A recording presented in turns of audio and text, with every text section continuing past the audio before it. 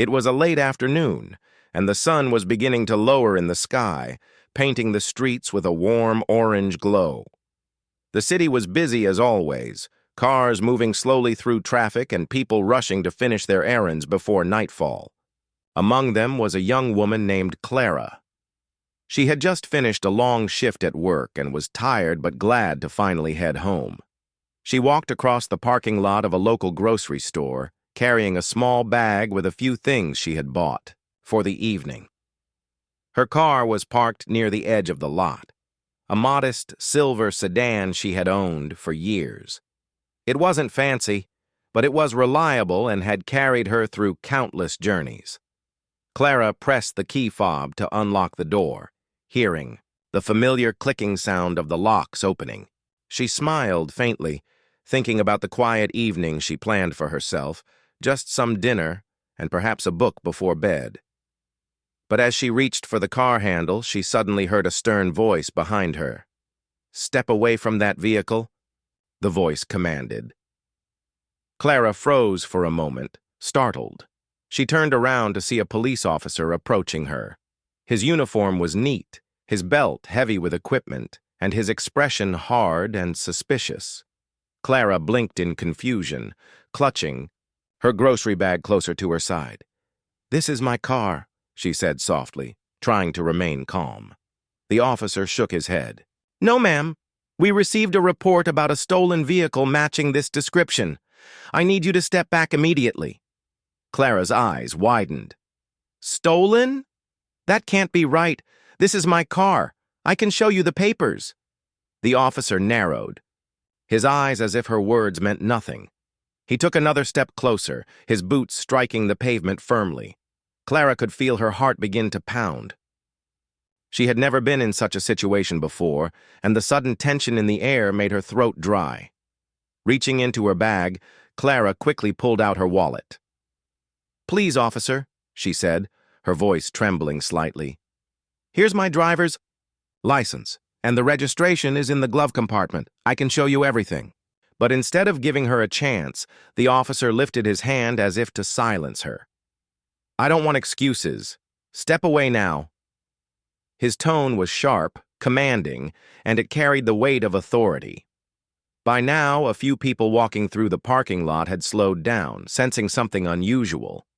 They saw Clara standing by her car looking frightened and the officer standing firmly in front of her, accusing her of theft. Clara swallowed hard. "Please, you're making a mistake. I bought this car myself. I have the documents. If you just check." But the officer didn't seem interested in checking. He moved closer, his eyes locked on her as if he had already decided she was guilty. Clara felt the cold air of the evening brush against her skin, mixing with the heat of her anxiety. She had done nothing wrong, yet she was being treated like a criminal. Her hands shook slightly as she held out her ID. "Here, take it. Look at the name, the address. It's mine." The officer snatched the card quickly, glanced at it for barely a second, and then shook his head. "This doesn't prove anything," he said dismissively. Clara felt a rush of frustration and fear. "But it does prove it. Please check the registration inside. The number on the license matches the one on the documents." At this moment, a man pushing a cart nearby stopped and stared. He could sense the unfairness in the situation. Another woman, walking with her child, also slowed down, pulling out her phone discreetly. The air in the parking lot grew heavier, a sense of unease spreading among the small crowd gathering. Clara tried once more, her voice shaking. "Officer, please listen. I've had this car for years. There must be a misunderstanding.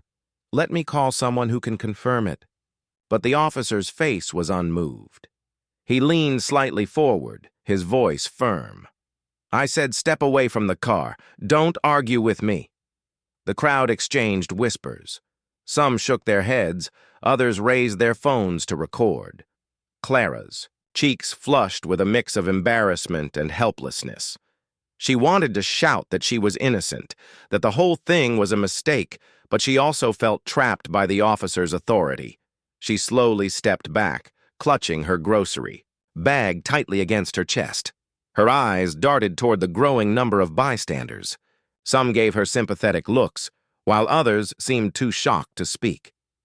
The officer circled around the car, inspecting it as if it were evidence of a crime. He checked the windows, the tires, even peered inside, though Clara had already offered to show him proof of ownership. Each movement made Clara's heart sink further. She had always respected the law, but now she was standing helplessly as the law turned against her. One young man in the crowd spoke up, his voice carrying across the lot. "Hey, officer, she said it's her car. Why don't you check the registration?" "Before accusing her!" The officer turned sharply toward the man. "Stay out of this!" he barked. The young man held up his hands. "Just saying, it doesn't look right." Clara felt a small wave of relief that someone was speaking up, but she still trembled inside. The officer's refusal to listen made her feel invisible, as if her words had no value. She wondered why he didn't simply follow procedure. Why he chose to accuse first without evidence. Minutes passed, and the crowd grew larger. More phones were raised, recording everything. Clara noticed the red dot of a camera light blinking from several directions. Somewhere deep inside, she felt a glimmer of hope that the truth would not stay hidden forever. Still, the tension grew. The officer returned to face her once again. His stance was rigid, his expression harsh. Clara could see that arguing further might only make things worse. Her mind raced with thoughts. Should she run? Should she call for help? Or should she keep standing her ground? She chose to stay because she knew she was innocent. The parking lot, once just a simple place filled with cars and hurried shoppers, had now turned into a stage where justice and injustice clashed. Clara, a regular woman returning home after work, had been pulled into a nightmare she never expected. And as the last rays of sunlight faded, the situation was far from over. Clara stood silently, holding on to her bag, her breath shallow, her eyes darting between the officer and the crowd. She prayed someone in authority would see reason before things got worse. Little did she know, the next few minutes would change everything, not only for her, but also for the officer who had refused to listen. The officer's voice grew louder, and the space around Clara seemed to shrink. The parking lot, which had felt open and ordinary moments earlier, now felt like a narrow hallway with a locked door at the end. Clara tried her best to speak calmly. She explained again that the silver sedan was hers, that she had the keys, the registration, and years of service receipts in the glove compartment. But the officer didn't accept any of it. He stood too close, his shadow falling over her hands as she held out her license. "Please," Clara said, steadying her breath. "Let me open the glove box so you can see the documents. It will take only a second." "Step back," he said, his tone firm and final, as if the conversation was already over. Clara did as he asked. She placed her grocery bag on the ground and showed both hands, palms open, hoping this would help.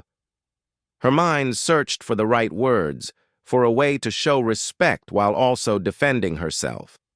She remembered how her father once told her, "When someone is upset, speak gently and stay clear.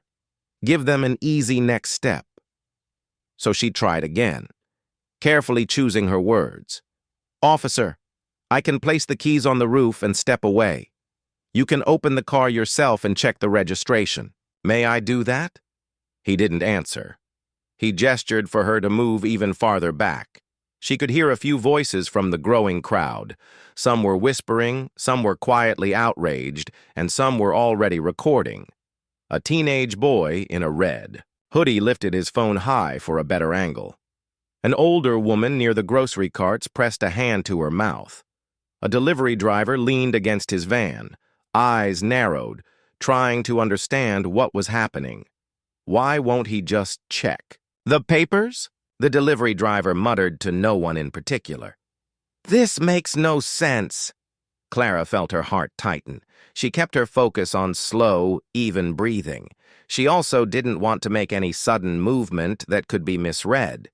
She was not a confrontational person, and this was her first time in a situation like this. All she wanted was to go home after a long day. The officer moved closer again, his expression fixed. He instructed her to turn around. She asked why. He said he needed to secure the scene. Clara looked toward the crowd, then back at the officer. She wasn't sure what secure the scene meant, given that she had only been standing next to her own car. But she followed his directions. She turned, placing her hands where he could see them. He reached out and took hold of her upper arm and the fabric near her collar. The grip was firm, too firm. Clara felt the pressure push her back against the side of the car. Metal pressed into her shoulder blade. The position was uncomfortable and made her breathing feel tight. She kept her voice soft. "Officer, I'm not resisting. I'm only asking you to check the registration." He didn't reply. The pressure remained, and she felt the strange alarm that comes when the body senses it cannot move freely. She tried to shift slightly so she could breathe more easily, but the hold stiffened. The warmth of the day faded. A chill ran through her, even though the evening air was still mild. Several bystanders spoke up at once. "Sir, she's not fighting you," a nurse in light blue scrubs called out. "Hey man, just open the glove box," the teen in the hoodie said, his voice pitched with nervous energy. "Officer, please," the older woman near the carts added. "She's been telling you it's her car." Clara felt a wave of gratitude for these strangers. Their voices made her feel less alone in a moment that felt too heavy for one person. At the same time, she worried that any outside comment might upset the officer even more. She wanted everyone to be safe, including him. She didn't want this moment to grow into something worse. She tried again, speaking clearly but gently. "I don't want any trouble. I only want to show you the proof. My name on the registration, the VIN on the windshield, everything matches." The officer kept his hold. His eyes were watchful, but not curious.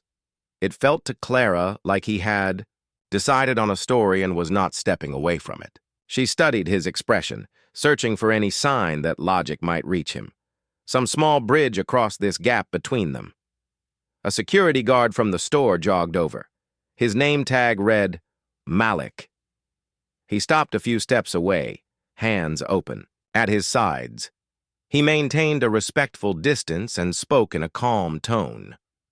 "Officer, I'm store security. We have cameras covering this lot.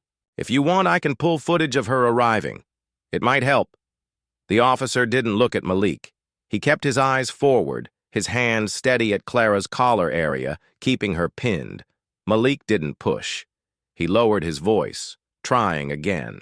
"We also have the front desk phone. If you need to call in the plate numbers, I'll bring the phone to you." Clara felt a small shift of hope. "Please," she said, looking toward Malik. "My plate number, silver sedan, 2 small scratches on the back bumper. I've had it for years." "Stay still," the officer said, a warning in his tone. Clara obeyed. She didn't want any misread movement. She didn't even look down at her phone for fear he might think she was reaching. The phone buzzed in her pocket, likely a friend checking in, but she left it alone. The crowd continued to gather, but they kept a respectful distance. One man in a suit quietly asked someone to call for a supervisor from the police department. Another person already had 911 on the line, explaining that the situation appeared to involve a misunderstanding and asking for a senior officer to come to the scene. The sun dipped a little lower, and long shadows stretched across the parking lines. Clara focused on her breath again. In through the nose, out through the mouth. She repeated a simple phrase in her mind. "Stay steady, stay steady." She knew that panic would only cloud her thoughts and might make things worse. She remembered the routine inside her car, where she kept the small envelope with the registration and insurance, how she always slid it toward the top of the glove box so it was easy to reach. It felt strange to know something as plain as paper could end this whole moment, and yet it sat just out of reach behind a latch she was not allowed to open. "Officer," the nurse said more firmly now, "she needs to breathe comfortably. You can still maintain control and give her a little space." "I'm not resisting," Clara repeated softly. "I'm listening to your instructions." The officer adjusted his stance, but the hold remained. Clara used the tiny space it gave her to draw a fuller breath. She stayed still, keeping her shoulders low, her hands visible. She answered each question he asked in clear, short sentences. Her name, her address, where she worked, where she had been just before arriving, what she had bought at the store. She offered to let him check inside the bag at her feet. He did not. A car pulled up at the edge of the lot and stopped. The driver, a middle-aged teacher with a stack of papers on her passenger seat, lowered her window and called out to the people. "Filming. Keep recording. It's important." Then she parked, stepped out, and stood with the others. Malik stayed nearby. He didn't argue, didn't challenge. He simply stayed present, a calm, steady witness. At one point, he offered the officer a bottle of water in case the heat was making everyone tense. The officer did not take it. Malik set the bottle on the curb and folded his hands. Clara's mind drifted for a brief second to her mother's voice. How it would sound if her mother could see her now. Gentle, worried, telling Clara to keep her head high and to trust the truth. Those small thoughts gave Clara a thread of strength. She held on to it quietly. The delivery driver spoke up again, his voice measured. "Officer, if it helps, I saw her come out of the store. She walked straight to this car. She used the remote to unlock it, and the lights flashed. That usually means the key matches the car." Another person added, "I heard the locks click too." The officer didn't reply, but he seemed aware of the many eyes and cameras. Clara wished she could make him see what the crowd already understood, that facts were close at hand, not far away. A siren sounded faintly in the distance, not loud, but enough to suggest that additional responders might be on the way. The mood shifted. Some people straightened their backs, sensing a turn. The teen in the red hoodie glanced toward the road, then back at Clara and said quietly, "Hang on, help's coming." Clara felt a careful hope building again. She used the next seconds to speak slowly, one more time. "Officer, may I repeat the plate number to dispatch? May I spell my last name? You can check everything. I want to help you confirm the truth." No answer. She kept her tone even. "I'm not trying to cause any problem. I respect your role, but I need you to see the documents that prove this car is mine." The older woman near the carts took a small step forward, still keeping a safe distance. "Sir," she said, voice steady and kind, "we all want this to end well. Please let her show the papers." For a breath, the tension paused, like a held note waiting for the next chord. The evening air felt cooler, the crowd remained careful, and no one crossed the line the officer had set. Phones stayed up, but no one shouted. It was as if everyone agreed to hold their breath with Clara, to give the truth one more chance to appear. The officer shifted his weight again. Clara focused on the small comfort of that deeper breath she had managed to take a minute earlier. She remembered the exact shape of the registration envelope, the way the corners had slightly bent over time. She pictured placing it gently in the officer's hand, watched him check the VIN on the dashboard plate, saw the relief on his face when the numbers matched. She tried to hold that picture in her mind, as if imagining the ND. A new sound rolled across the parking lot, a quick whoop of a siren that cut off as a second patrol car turned in and slowed beside the grocery store entrance. People shifted, giving space. The group that had quietly formed around Clara made a small channel without anyone needing to say a word. The evening light had softened to a mild gold, and with it came a feeling that something steady was arriving. Two officers stepped out.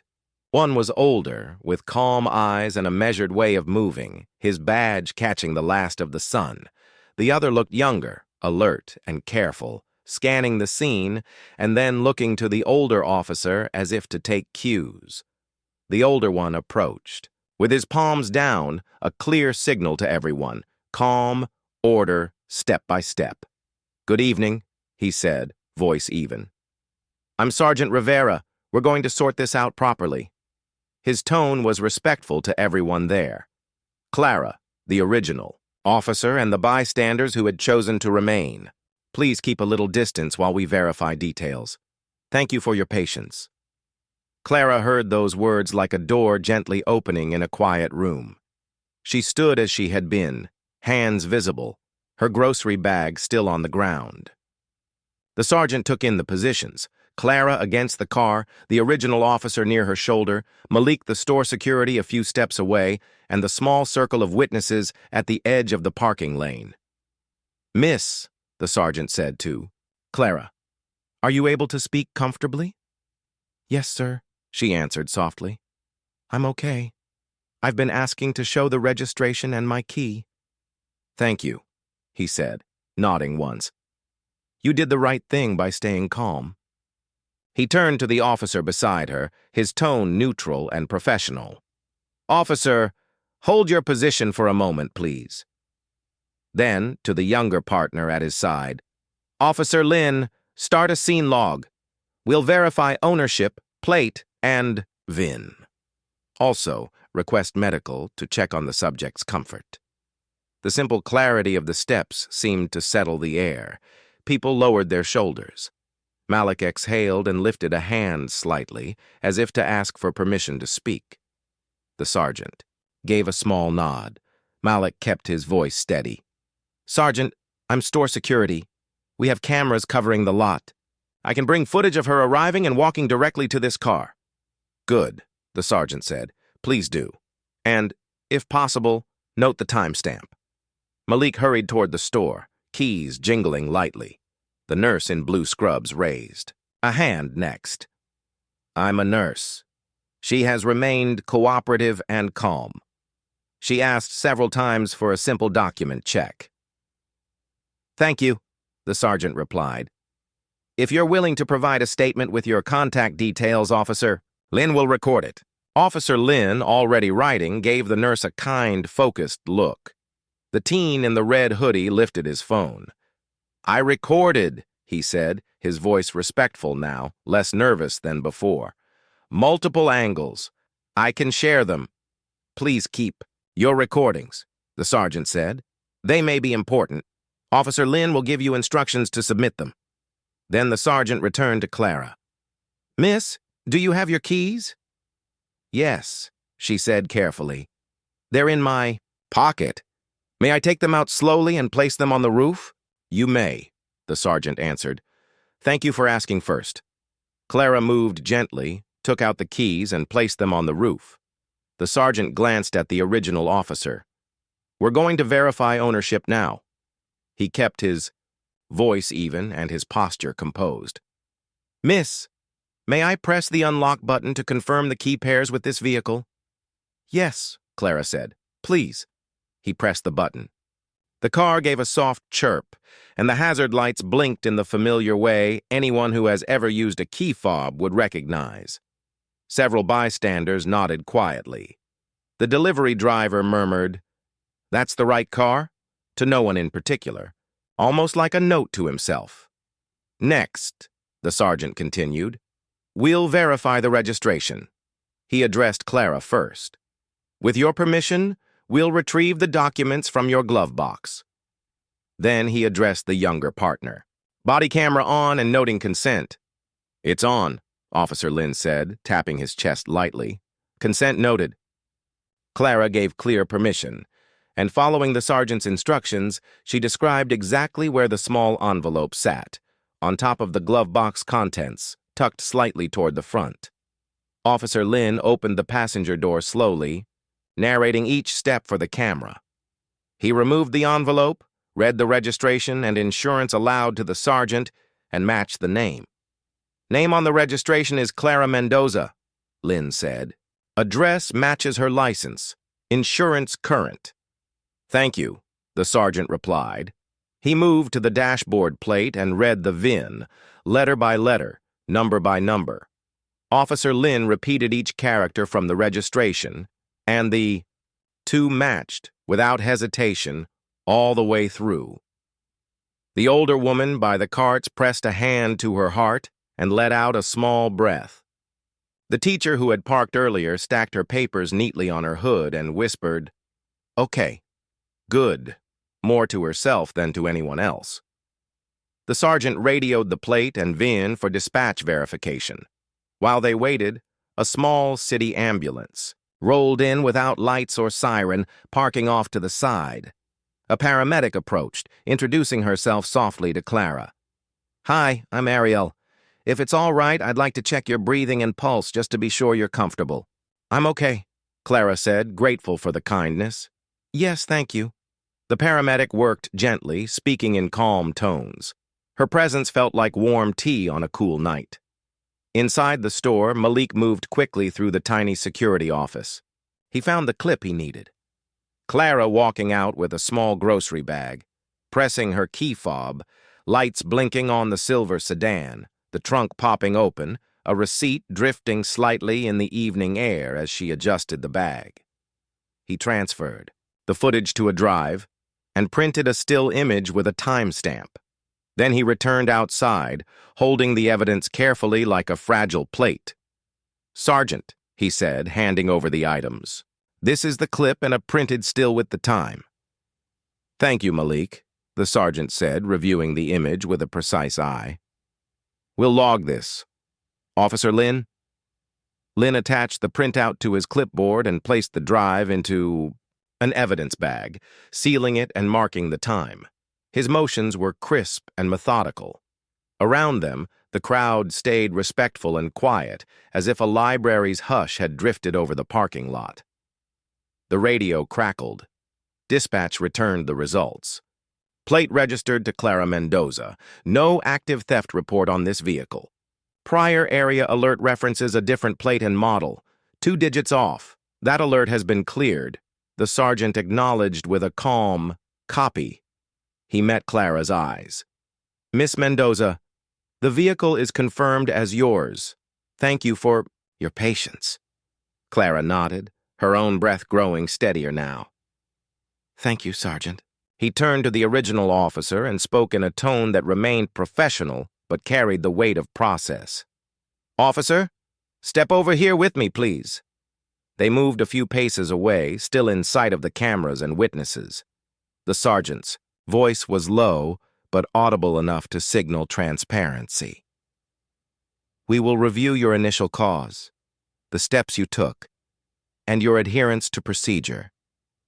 For the moment, stand by. Do not engage further." The officer answered quietly, but his words were lost in the general hush. The sergeant gestured for Officer Lin. "Continue gathering statements," he said. "From the nurse, the delivery driver, the teacher, the teenager with the phone, and the older woman near the carts. Also add store security footage to the log. Document the key fob confirmation, VIN match, dispatch result, and medical check." "Yes, Sergeant," Lin replied. The teen in the red hoodie approached when called, sharing his contact information and noting his video's timestamps. The nurse wrote down her account with precise, simple language, what she saw, what she heard, and how Clara behaved. The delivery driver added the detail about the key fob and the car lights. The teacher stated that she encouraged others to keep recording for the sake of accuracy. The older woman described Clara's steady, respectful tone from the beginning. Each witness spoke calmly, like citizens doing a careful civic duty. Meanwhile, the paramedic finished her check and gave Clara a small bottle of water from her kit. "You're doing great," she said. "Take sips." "Thank you," Clara replied. The water felt cool and real, and she let it remind her that the world outside this one moment still existed. Dinner waiting, a book half read on her table, a quiet lamp by the sofa. The sergeant returned to Clara and kept his voice clear. Miss Mendoza, based on everything we've verified, the documents, the key confirmation, the VIN, the store footage, the witness accounts, and dispatch, there is no doubt that this vehicle is yours. We will also record that you repeatedly requested a simple document check. I appreciate the clarity, Clara said, and I appreciate how you handled this. We owe you good process, the sergeant answered. Everyone does. He faced the small crowd and addressed them with care. Thank you for your patience and for staying calm. If you recorded the event and are willing to share, Officer Lin will provide a link to submit your files securely. Your information helps. Ensure accuracy. Please remain behind the marked line while we complete the on-scene review. People nodded. No one cheered. No one taunted. They simply stood a little taller, like neighbors in a town square agreeing on what a fair evening should look like. Malik lingered near the sergeant. Sir, he said, if you need more footage, I can pull a longer segment. We have her entering the lot earlier as well. That may be. The transport unit waited quietly under the lamp, its windows reflecting the soft light. The air felt different now, steady and measured, like a careful pen moving across a form. Sergeant Rivera finished a short radio call, then looked across. The scene as if he were checking a list he kept in his head. He walked with calm steps toward the original officer, and a second car rolled in behind the transport. From it stepped a supervisor from the department's professional standards team, a thoughtful woman with a simple, focused expression. Her name tag read, Lieutenant Hall. Lieutenant Hall greeted the sergeant in a low, even voice. They spoke, for a moment, confirming the details, the key fob confirmation, the VIN match, the registration and insurance, the store footage, the witness accounts, and the dispatch report that showed no theft alert for Clara's car. She asked if body cameras were recording, and Sergeant Rivera confirmed they were. He gave a clear, concise summary of what he had observed from the moment he arrived. Thank you, Lieutenant Hall said, and then she approached the original officer with a professional calm that left no room for confusion. Officer, I'm going to ask you some procedural questions. Keep your answers short and accurate. She asked about his initial cause for suspicion, his first words to Clara, the steps he took, whether he checked her documents or her key fob, whether he called in the plate, and whether he requested additional verification before restricting her movement. Her tone was not harsh. It was precise. She wrote down every answer he gave. While this happened, Officer Lin continued with the scene log. He collected statements, verified contact information, and guided witnesses through the secure upload link for their videos. Malik returned from the store once more to confirm that the earlier footage, Clara entering the lot, using her fob, and heading straight to the sedan, had been preserved. He added a short note that timestamps matched the receipt from Clara's purchase, a simple detail that brought the story into even sharper focus. The paramedic, Ariel, remained close to Clara, checking in every few minutes with a gentle, "How's your breathing? Any lightheadedness?" Clara was still steady. She stood with her shoulders soft, focusing on slow, even breaths. She looked toward the group of strangers who had stayed, quietly thanking each one with a small nod. The teacher lifted her stack of papers as if to say, "All good here," without making a sound. Lieutenant Hall finished her brief on-scene interview with the officer. She stepped back, reviewed her notes, and then made a short call on her radio. Her words were crisp, and each one carried the weight of procedure. When she ended the call, she returned to the sergeant. "We will proceed with custody," she said. She did not raise her voice. She did not make a show of it. She simply stated the next step of the process as clearly as one states the time. The decision settled across the lot like a clear bell, not loud but carrying far. Sergeant Rivera nodded once. He approached the original officer with the same firm calm he had used all evening. "Officer," he said, "based on the facts verified at this scene, you are being detained for review and further processing. Remain where you are." There was no sudden rush. No voices rose. The bystanders stayed quiet and respectful, as if they understood that fairness could be strong without being loud. Officer Lin stood close enough to assist, but not close enough to crowd. Clara watched with careful eyes, her hands still visible, her breathing steady. She said nothing. She did not celebrate. She did not call out. She simply stood in the gentle evening air and observed a process that now pointed toward balance. Lieutenant Hall spoke again, this time for the record. We have documentation of the key fob confirmation, the VIN match, the registration, the insurance, the store footage, witness statements, and the dispatch results. We also have body camera footage and a medical check. The subject, Miss Mendoza, has been cooperative from the start. We will preserve all materials. Officer Lin prepared the transport paperwork. He wrote with neat, careful letters, the kind you might use to fill out a passport application. No room for confusion, no space for guesswork. He marked the time, the place, the case number already given to Clara, and the list of evidence collected at the scene. The sergeant informed the officer of his status and the next steps. He would be taken to the precinct for formal processing. His statements would be recorded with counsel available, and the professional standards team would continue the review. You will have an opportunity to respond in full, the sergeant said. For now, comply with transport instructions. The officer complied. Two colleagues, maintaining proper procedure, guided him toward the waiting vehicle. Their motions were careful and controlled.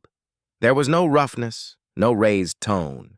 It was all quiet and direct, like a well-practiced routine designed to protect everyone involved. The transport door opened with a soft mechanical click, and the officer was seated inside. A subtle wave passed across the small crowd. Some people looked down at their feet. Some looked at Clara. No one clapped. No one jeered. It felt like a moment for steady hearts, not sudden noise. Clara bent to pick up her grocery bag, then paused. Ariel, the paramedic, touched her elbow lightly. "Let me carry that for you for a moment," she said. "I want to make sure you're not stiff or shaky." Clara agreed, appreciating the kindness. The bag was not heavy, but it had begun to feel like a small stone she had been forced to hold for too long. Seeing someone else carry it, even for a few steps, felt like permission to breathe a little deeper. Sergeant Rivera approached Clara again. "Miss Mendoza, I want to thank you for your patience and your clarity.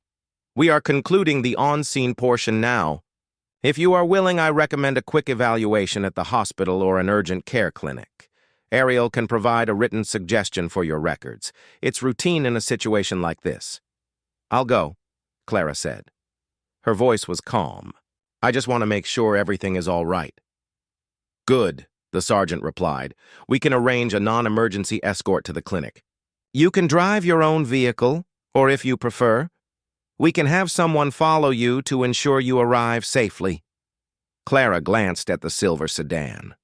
Its familiar shape now felt like a quiet friend waiting to take her home, but she accepted the offer of an escort. "I'll drive," she said, "and I'd appreciate someone following." "Consider it done," he said. Lieutenant Hall joined them long enough to add, "You will receive follow-up information. If you choose, you may also provide an official statement later with a department advocate present. The witness uploads will be preserved and store footage has been logged." "Thank you," Clara said. "I'm grateful for your clear steps." The nurse who had watched everything stepped closer and gently squeezed Clara's hand. "You did well," she said. "Stay steady. Drink water." "I will," Clara replied. "Thank you for staying." The teen in the red hoodie raised his phone one last time, then lowered it. "Miss, I sent the files," he said. "The link said they uploaded."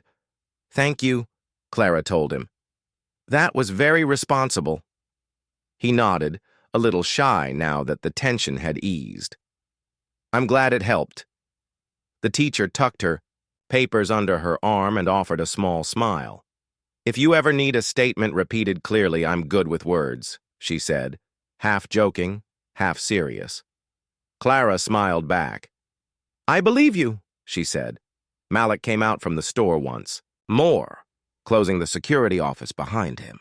"Everything is saved," he told Officer Lin.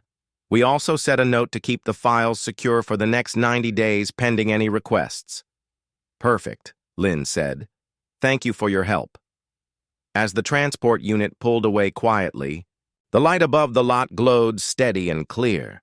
The evening felt as if it had exhaled. The scene that had held so much tension now held procedure, and that procedure gave everyone a way to step forward without confusion. Sergeant Rivera gave Clara a final overview.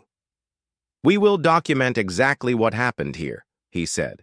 "If you need help requesting copies of any recordings or reports, the card we gave you has the contact instructions. You can also file a supplemental statement by phone or online." "I'll review everything after the clinic," she said. "Good plan," he replied. Ariel handed Clara a short note for the clinic, a simple document stating that she had been checked at the scene and recommending a more complete evaluation. "Keep this with you," Ariel said. "It helps the staff move quickly." Clara tucked the note into her bag. It felt strange to carry both groceries and official papers in the same sack. But life is often like that. Normal things beside serious things, each one touching the other as we walk from day to day. The crowd began to thin. People waved quietly. The older woman near the carts took a deep breath and told Clara, "I'll be thinking of you tonight, dear. I'm glad you're all right." "Thank you for your kindness," Clara replied. The delivery driver checked his watch and gave a small salute of respect, then climbed into his van. The nurse got into her car and rested her forehead on the steering wheel for a second, centering herself before driving away. The teacher stacked her papers on the passenger seat, humming a tune as if to straighten the last of the day's wrinkle. The teen zipped up his hoodie and looked taller somehow, like someone who had seen how quiet fairness works. Clara unlocked her car with a gentle press of the fob. The familiar chirp sounded now like a friendly yes. She placed her bag on the back seat, sat behind the wheel, and adjusted her mirrors. Her hands were steady on the steering wheel. The clinic was calm, with soft lights and the quiet sound of wheels moving down the hall. Clara sat on the exam table while a gentle doctor checked her breathing, pulse, and neck muscles. He asked simple questions and listened carefully to each answer. He explained what he was doing before he did it, and his voice made the room feel safe. "Your vitals are good," he said. "Your muscles are a little tight from stress, which is normal. I recommend rest, water, and a warm compress. If you feel any new discomfort tonight, call us. I'll write everything down for you." Clara thanked him. She held the paper in her hands like a small shield against the day, then walked back to the waiting area. Officer Lin was there as promised, sitting in a chair near the door. He stood when he saw her. "All set?" he asked. "Yes," Clara said. "Thank you for waiting." "My pleasure," he replied. "If you're okay to drive, I'll follow you home and then close out." They stepped into the evening. The air was cooler now, and the sky carried the last line of gold near the horizon. Clara drove carefully through quiet streets, stopping at every sign and signal with extra attention, because attention felt like a gift she wanted to give herself. When she reached her apartment building, she parked and waved to Officer Lin, who pulled up behind her and gave a brief, respectful nod. "You did very well tonight," he said. "We'll be in touch with updates. Rest well." "Thank you for everything," she replied. She carried her grocery bag up the stairs. Inside her home, the living room lamp glowed warm and familiar. She set the bag down, washed her hands, and poured a glass of water. Before she took her first sip, she called her mother. The moment her mother answered, Clara's voice softened. She kept the story simple. There was a misunderstanding. Supervisors came, people helped, and everything was being handled correctly. Her mother listened without interrupting, then said the exact words Clara needed to hear. "I am proud of how calm you stayed." It felt like a soft blanket settling around her shoulders. Clara ate a small dinner, then placed the clinic note and the card with the case number on the table beside her book. She sat for a moment in the quiet and reflected on the faces from the parking lot. The nurse in blue, the teen in the red hoodie, the older woman by the carts, the teacher with the papers, the delivery driver who noticed the key fob, and Malik, with his steady help. She thought of Sergeant Rivera's calm voice and of Lieutenant Hall's precise steps. She felt a steady gratitude for each person who had allowed fairness to take shape. Her phone buzzed. It was a number from the department's professional standards office. Clara answered and heard a clear, courteous voice identify herself as a case coordinator. "Miss Mendoza, I wanted to update you," the woman said. "Because of the complete video record and the consistency among all statements, the district has moved quickly. There is a night court session this evening. You are not required to attend, but if you wish, we can provide a secure video link so you can observe." Clara was quiet for a breath. "Is it normal to move this fast?" she asked. "In rare cases, where facts are unusually clear and all parties are present with counsel," the coordinator said. "It can happen. It helps protect trust and reduce confusion." Clara thanked her and accepted the link.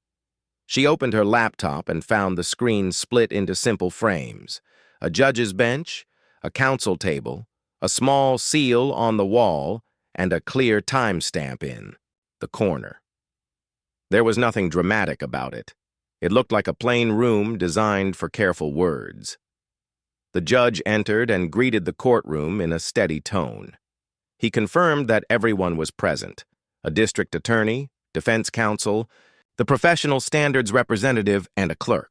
He asked the clerk to summarize the materials: body camera segments, bystander videos, store footage with timestamps, dispatch records, and written statements from witnesses and the paramedic.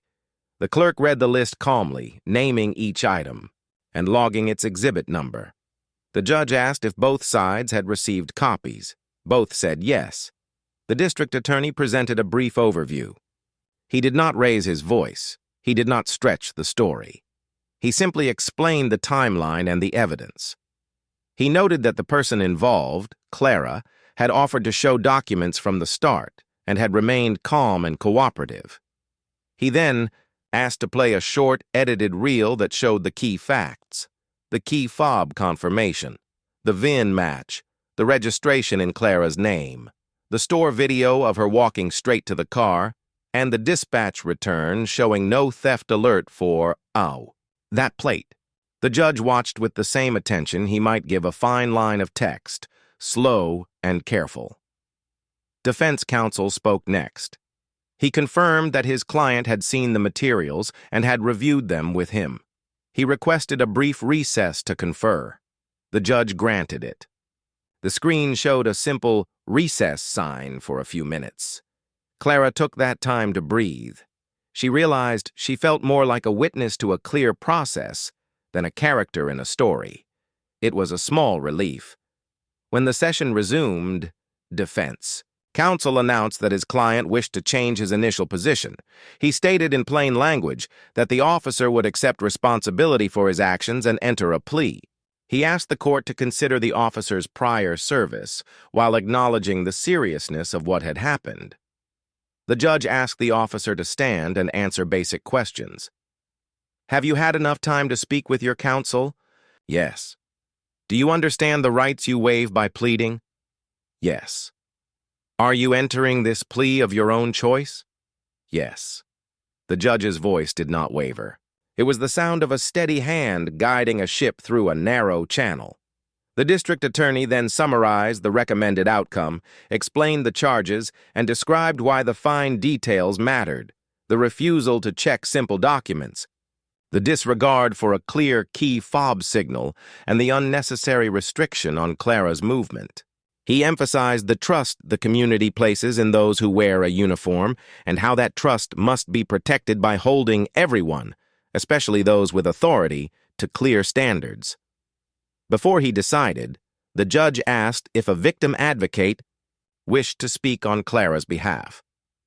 The advocate approached and read a short note. It did not dramatize. It did not accuse.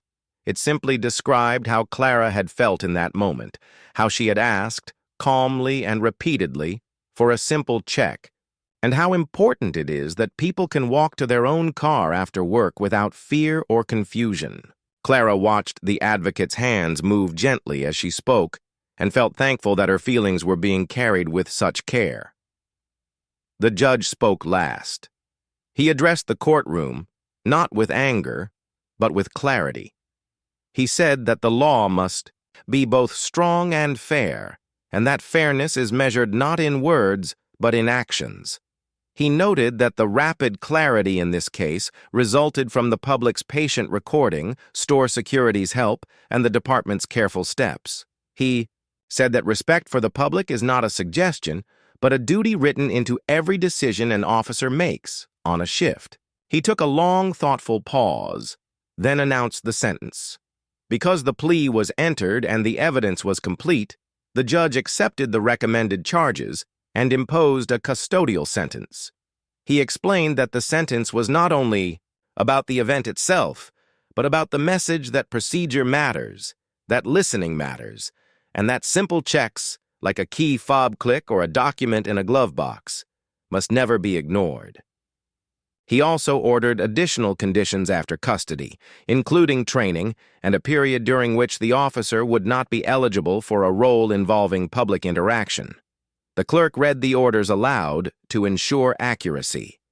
The gavel touched wood with a soft sound that felt final and clear.